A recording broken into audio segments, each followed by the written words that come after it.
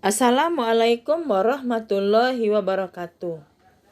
Perkenalkan, saya Dedi Sarunu, guru SDS YPPI Perawang, Kabupaten Siak, Provinsi Riau.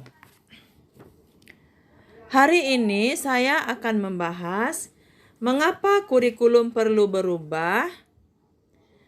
Ini merupakan aksi nyata saya pada platform Kurikulum Merdeka.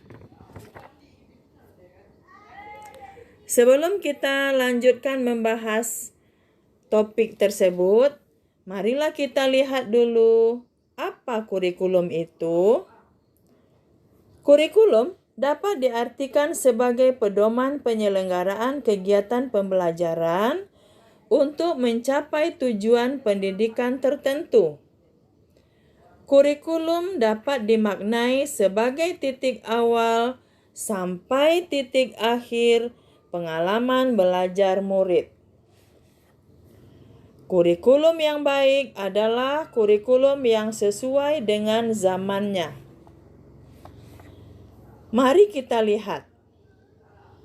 Sekarang, murid berada pada zaman dan keadaan yang sudah sangat jauh berbeda.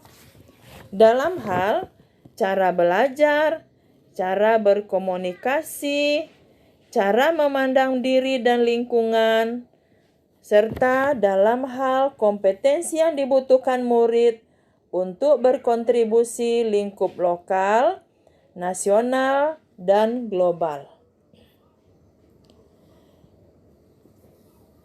Kita lihat dalam cara belajar. Dulu, murid-murid belajar bertatap muka langsung dengan guru di dalam kelas.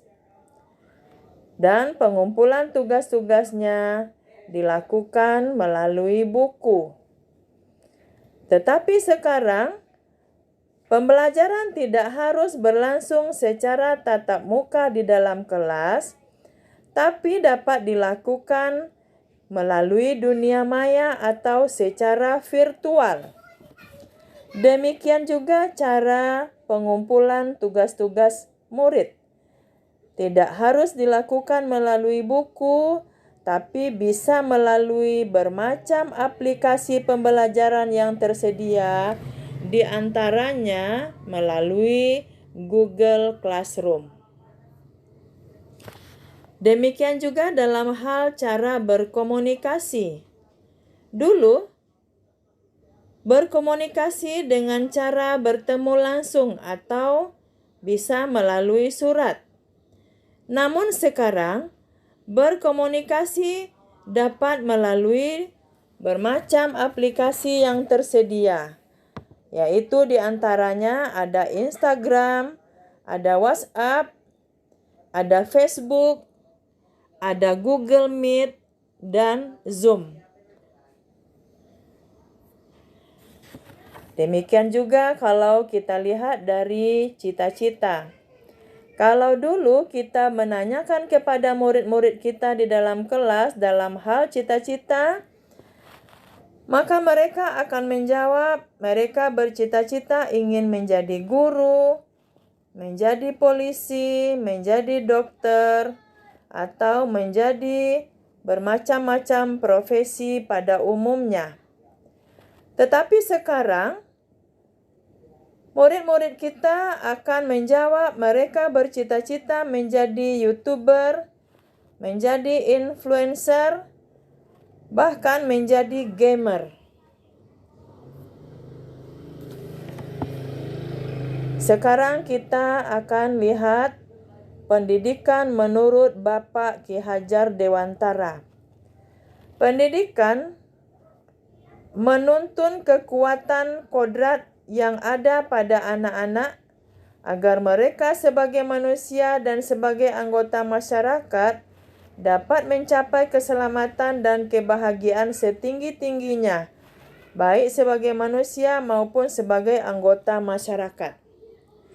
Untuk itu, maka kurikulum dirancang untuk murid, atau murid menjadi rujukan pengembangan kurikulum.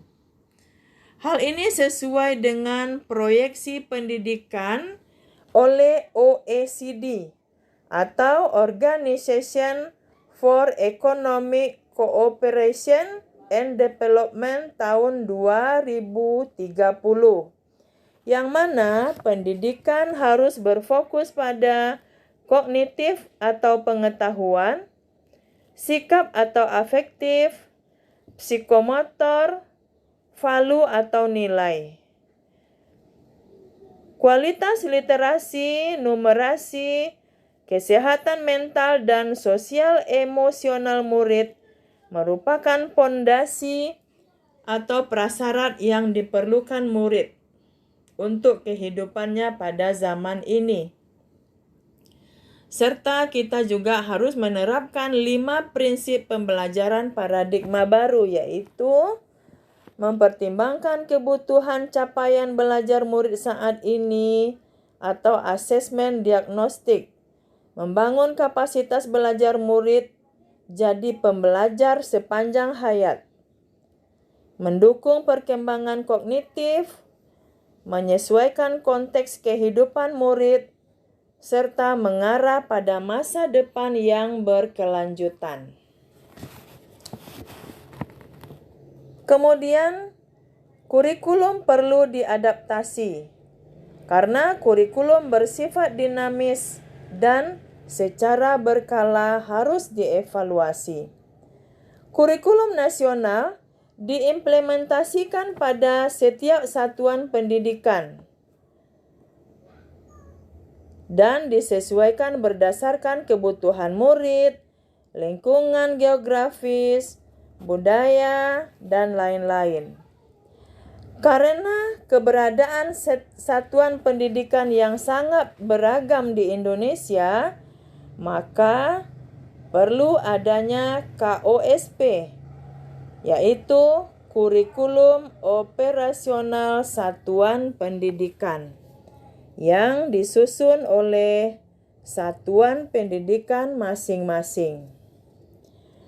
Nah, demikianlah pembahasan saya kali ini tentang mengapa kurikulum perlu berubah.